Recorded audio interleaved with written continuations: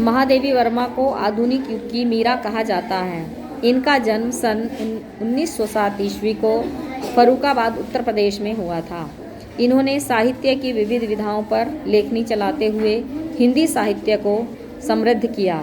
निहार, रश्मि, नीरजा, सांध्य गीत, दीपशिखा, पथ के साथी, श्रृंखला की कड़ियाँ इनकी प्रमुख कृतियाँ हैं। इनका निधन प्रयागराज में सन 1987 ईस्वी में हुआ। तो महादेवी वर्मा को आधुनिक युग की मीरा कहा जाता है।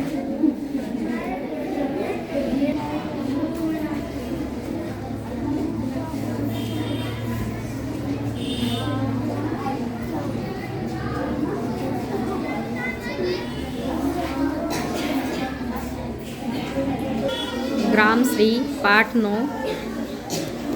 फैली खेतों में दूर तक मखमल सी कोमल हरियाली, लिपटी जिससे रवि की किरणें, चांदी की सी उजली जाली। अब रजत स्वर्ण मंजरियों से लद गई आम्र तरु की डाली, झर रहे ढाक पीपल के दल, हो उठी कोकिला मतवाली। महके कटहल मुकुलित जामुन, जंगल में झरबेरी झूली, फूले आड़ू नींबू दाड़िम, आलू गोभी बैंगन मूली।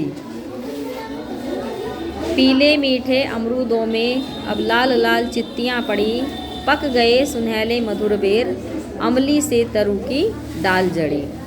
लह लह पालक महमय धनिया, लौकी और सेम फली फैली, मखमली टमाटर हुए लाल, मिर्चों से बड़ी हरी थैली। सुमित्रा नंदन पंत के द्वारा ग्राम श्री का ये पाठ है। इनके कवि हैं सुमित्रा नंदन पंत। उन्होंने ग्राम श्री का एक पाठ आया हुआ है फुलवारी में, और उसमें इन्होंने प्रकृति का बहुत ही सुंदर वर्णन किया है। फैली खेतों में दूर तक मखमल सी कोमल हरियाली, लिपटी जिसमें रवि की किरणें, चांदी की सी उजली जाली। अब रजत स्वर्ण मंजरियों से लद गई आम्र तरु की डाली, झर रहे ढाक पीपल के दल, हो उठी कोकिला मतवाली। बहुत ही सुंदर वर्णन किया है।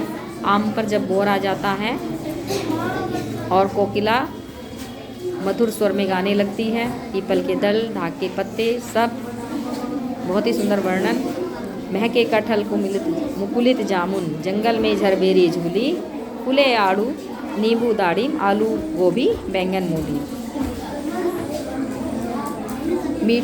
पीले मीठे अमरूदों में अब लाल लाल चित्तियाँ पड़ी, पक गए सुनहरे मधुर बेर, अमली से तरु की डाल जड़ी।